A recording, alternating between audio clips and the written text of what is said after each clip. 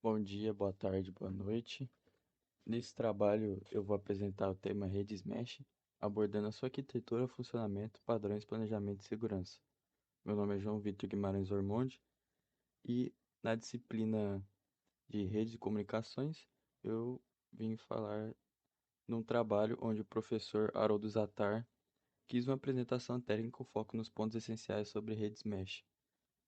As redes mesh são uma forma de comunicação em rede na qual os dispositivos chamados de nós cooperam entre si para caminhar dados, diferente de uma rede tradicional em que praticamente tudo vai depender de um roteador ou um ponto de acesso. A rede mesh ela tem vários pontos interligados, capazes de ampliar a cobertura e criar caminhos alternativos para a comunicação entre os pontos. A ideia é mostrar como esse tipo de rede funciona, os padrões, o planejamento e a segurança. E quais são os seus principais componentes e as vantagens ela que oferece, né? E também ela tem que ter alguns cuidados para que o desempenho seja realmente bom. Aqui são os tópicos que serão apresentados, que vão ser os conceitos da rede mesh, arquitetura, topologias, funcionamentos multi-hop e autorrecuperação, roteamento e métricas de qualidade em Lace, os padrões que as redes mesh possuem, planejamento, segurança, aplicações e a conclusão do trabalho. O conceito de rede mesh é uma rede em malha. Isso significa que os dispositivos da rede não dependem apenas de um único ponto central para se comunicar. Em uma rede Wi-Fi tradicional, vai existir um roteador, um modem principal, onde os celulares, notebooks, TVs e entre outros dispositivos inteligentes se conectam diretamente a ele. O problema é que quanto maior a distância o usuário tiver desse roteador, o sinal tende a ser pior. Por exemplo, em casas, prédios, empresas ou indústrias, né? Isso acaba gerando áreas de sombra, que é onde o sinal chega fraco ou às vezes, dependendo do local, ele nem chega. Na rede mesh, a lógica ela vai ser diferente. Ela vai permitir colocar diversos nós espalhados pelo ambiente, onde esses nós eles comunicam entre si e conseguem encaminhar pacotes até o gateway, que é o ponto conectado à internet ou à rede principal. Dessa forma, se o cliente, o usuário estiver longe do roteador principal, ele pode se conectar diretamente de um nó mais próximo ao mesmo. E, no caso, esse nó vai se comunicar com outros nós até chegar ao destino final. A grande vantagem é que a rede ela passa a ter diversos caminhos alternativos, que isso impacta que, por exemplo, ela pode seguir um outro caminho se algum lado estiver ruim. A arquitetura básica de uma rede mesh pode ser entendida a partir de quatro elementos principais. O principal elemento são os nós meshes, que são dispositivos distribuídos pelo ambiente responsáveis por ampliar a cobertura e também por encaminhar dados entre si. Em uma rede doméstica, por exemplo, esses nós podem ser os pontos mesh instalados em diferentes cômodos. O segundo elemento seria o gateway. Gateway é o nó que possui a ligação principal com a internet, que vai ficar ali do lado do modem do roteador principal ou uma rede cabeada, por exemplo. Ele funciona como uma porta de saída da rede mesh para que a internet ou para uma rede maior. O terceiro elemento seria o backhaul.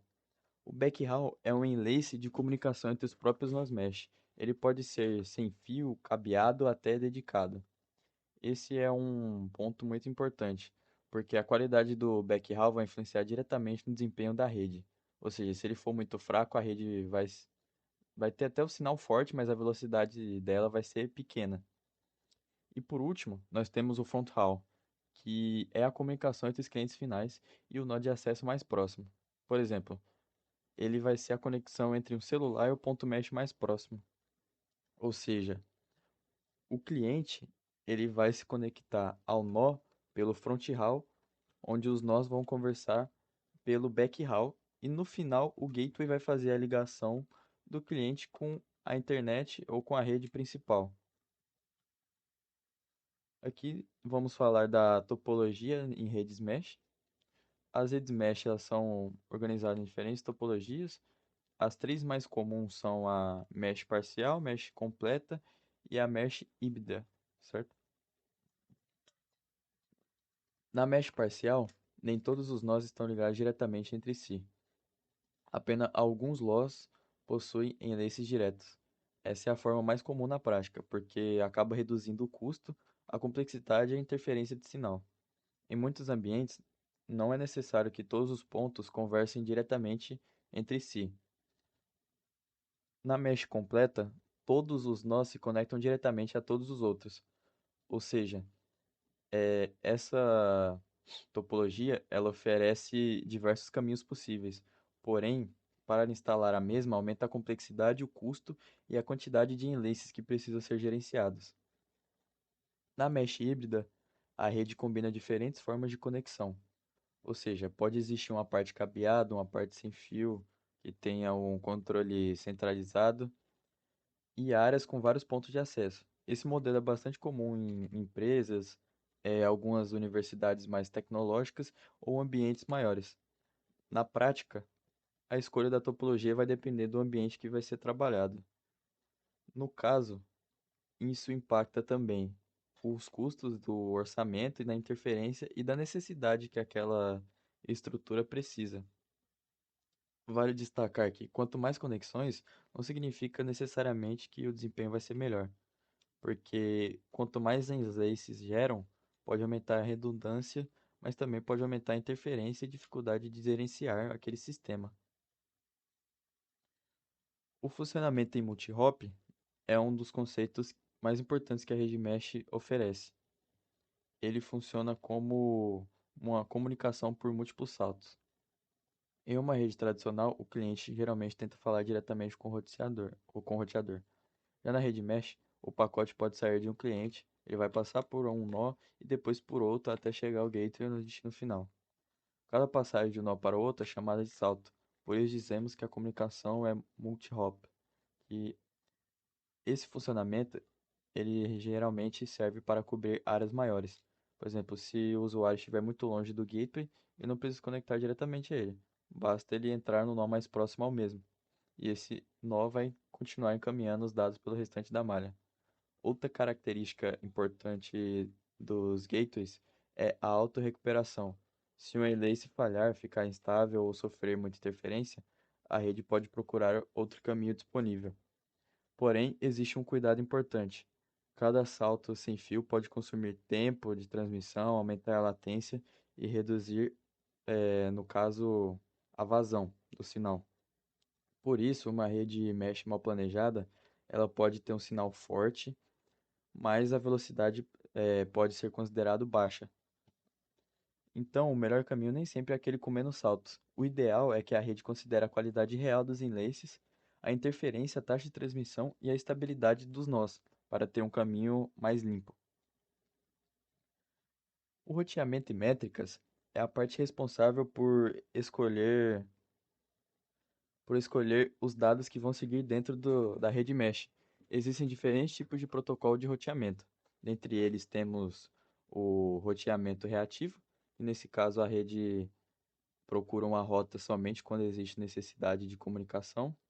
Um exemplo prático de dizer é o AODV. A vantagem é que a rede não precisa manter todas as rotas atualizadas o tempo inteiro. Então, isso impacta bastante no que você pode dizer sobre os enlaces. A desvantagem é que pode haver atraso inicial para descobrir o caminho. O segundo tipo é o roteamento proativo. Nesse caso, a rede mantém informações de rotas atualizadas antes mesmo do tráfego acontecer. Um exemplo clássico é o OLSR. A vantagem é que essa rota já está disponível quando precisa ser usada. A desvantagem dessa mesma é que quando maior a troca de informações, ela vai exigir um controle maior. O terceiro tipo seria o roteamento híbrido, que combina características de dois modelos, basicamente, que seriam o IEEE 802.11s, que utiliza o HWMP, que combina busca sobre demanda com informações prévias. Além do tipo de roteamento, as métricas também são muito importantes. Uma métrica simples seria o hop count, que ele vai contar o número de saltos, mas isso é limitado, porque ele não mede a qualidade do real do enlace. Outra métrica seria o ETX, que ele permite estimular quantas transmissões ou retransmissões são necessárias para entregar um pacote ao outro. E também existe a métrica de Airtime Cost, que ela vai considerar o tempo gasto para transmitir no meio sem fio, por via wireless. Isso é importante porque um release lento, ele pode consumir mais tempo de rede, mesmo que ele possa haver menos saltos. Portanto, o desempenho de uma rede mesh depende muito de como ela escolhe as rotas e de quais métricas são usadas para os hops. Os padrões de soluções comerciais, aqui eu estarei falando sobre duas referências importantes, como eu havia dito anteriormente, que são o IE 802.11s e o Wi-Fi Easy Mesh. O IE 802.11s é uma extensão do padrão 802.11, voltada para redes mesh no nível MAC. Ele define o funcionamento de estações mesh, o peering entre nós e o mecanismo de seleção de caminho dentro da própria rede. De forma simplificada, o 802.11s busca permitir uma malha mais distribuída em que os próprios nós podem cooperar para formar rede e encaminhar os dados. Já partindo para o Wi-Fi Easy Mesh, ele tem uma proposta diferente. Ele seria mais voltado para sistemas com múltiplos pontos de acesso coordenados. A ideia é facilitar a interoperabilidade, controle, o roaming e o gerenciamento em redes residenciais ou corporativas. Então, apesar dos dois estarem diretamente relacionados à melhoria da cobertura e comunicação dos nós, eles não são exatamente a mesma coisa. O 802.11s ele está mais associado a uma malha distribuída e auto-organizada. Já o Wi-Fi Easy Mesh ele está associado a uma rede coordenada em que existe o controle dos pontos de acesso. Além disso, produtos comerciais podem utilizar algoritmos proprietários, ou seja, mesmo quando usam 9 mesh, o funcionamento interno pode variar bastante de fabricante para fabricante. O planejamento de implantação é um dos pontos mais importantes da apresentação. Uma rede mesh não fica boa apenas por ela ser mesh. O desempenho depende muito do planejamento. O primeiro cuidado seria exatamente o posicionamento dos nós. Eles devem ficar próximos o suficientes para manter um backhaul forte, mas também distantes o suficientes para ampliar a cobertura. Ou seja, se o nó foi colocado em um local onde o sinal já chega muito fraco, ele apenas acaba repetindo um sinal ruim. O segundo cuidado, no caso, seria envolver os canais de comunicação, as redes vizinhas, paredes ou ruídos, a largura de canal e canais sobrepostos. Eles acabam podendo prejudicar a estabilidade e a vazão. O terceiro cuidado é a capacidade da rede. É necessário considerar quantos usuários serão conectados, qual a banda larga será exigida naquele ponto, quantos dispositivos IoT existem e quantos saltos serão necessários até o gateway. Quando possível, o uso de backhaul cabeado é uma grande vantagem, porque ele irá reduzir a perda causada por múltiplos saltos sem fio. Também é importante medir a rede após a instalação. Algumas métricas úteis são a RSSI, a latência, perda de pacote e throughput. Assim, o projeto deve ser ajustado com base em testes reais no ambiente, e não apenas na posição teórica dos equipamentos. A segurança em redes meshes merece atenção, porque existem mais dispositivos participando da estrutura. Ou seja, em uma rede com vários nós, cada ponto instalado passa a ser um elemento que precisa de uma proteção. Se um nó for comprometido, ele pode afetar a comunicação ou permitir um acesso indevido de hackers à rede. O primeiro ponto seria a autenticação. Ela evita que dispositivos não autorizados entrem na rede de usuários ou na própria malha. E o segundo ponto seria a criptografia. Ela vai proteger os dados transmitidos tanto no fronthaul, entre o cliente e os nós, quanto no backhaul, entre os nós mesh. O terceiro ponto seria a gestão da rede. Isso inclui manter firmware atualizado, usar senhas fortes, proteger o acesso administrativo e monitorar comportamentos anormais. Também é recomendado separar a rede principal da rede visitante e os dispositivos IoT. Isso acaba reduzindo o impacto caso algum dispositivo seja comprometido por terceiros. Na prática, uma rede mesh bem configurada deve usar WPA2 ou WPA3 quando disponível. Atualizações constantes, segmentação e monitoramento melhoram a segurança da rede mesh. Bom, sobre aplicações práticas, As redes mesh podem ser utilizadas em vários cenários. Em residências, elas são utilizadas para ampliar o sinal, expandir a cobertura Wi-Fi sem depender de um único roteador. Isso seria comum em casas grandes, onde possuem vários andares, ou casas onde possuem uma extensa área. Em empresas e universidade, as redes mesh podem ajudar a cobrir áreas mais amplas, salas, corredores, laboratórios e espaços externos. Em cidades que são inteligentes e possuem o devido planejamento, essa tecnologia pode ser usada para sensores, câmeras, iluminação pública, medidores inteligentes e conectividade urbana. Na indústria, as redes mesh podem conectar sensores, máquinas, robôs, equipamentos móveis e áreas onde passar o cabo seria muito difícil ou então seria fora da realidade do orçamento. Também existem aplicações em cenários de emergência, quando a infraestrutura principal pode falhar. Uma rede mesh temporária pode ajudar na comunicação entre equipes, sensores ou pontos de apoio. O principal ganho das redes mesh é a cobertura e a resiliência. E o principal cuidado é que os saltos mal planejados, eles podem reduzir a capacidade e acabar por aumentar a latência.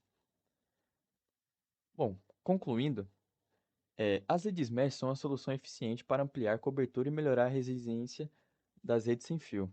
A principal diferença em relação à rede tradicional é que a comunicação passa a ser distribuída entre vários nós, e esses nós acabam por criar caminhos alternativos e encaminhar dados por múltiplos hops. Porém, é importante reforçar que a rede mesh não é garantia automática de velocidade, ou seja, o desempenho depende de vários fatores, como o próprio posicionamento dos nós, a qualidade do backhaul, a interferência, canais utilizados, eles também afetam o desempenho, o número de usuários, dependendo de quantos são, e a capacidade dos equipamentos disponíveis que vêm a conectar naquela rede. Quando a rede mesh é bem planejada, ela pode melhorar bastante a experiência dos usuários, principalmente em ambientes grandes ou com bastante obstáculos. Quando ela acaba sendo mal planejada, ela vai acabar apenas por emitir um sinal ruim e aumentar a latência e acabar reduzindo a vazão. Ou seja, isso tende a prejudicar o trabalho e a eficiência do usuário. Portanto, o melhor resultado, na verdade, ele acaba por vir da combinação entre a boa arquitetura, os canais adequados, medições reais, seguranças bem configuradas e, quando possível, o uso de backhaul cabeado ou dedicado, caso seja possível. Assim, as redes mesh representam uma alternativa importante para ambientes residenciais corporativos, urbanos, industriais e emergenciais, desde que sejam implantadas com planejamento técnico adequado. E por aqui eu acabo finalizando a apresentação. Agradeço aí pelo tempo.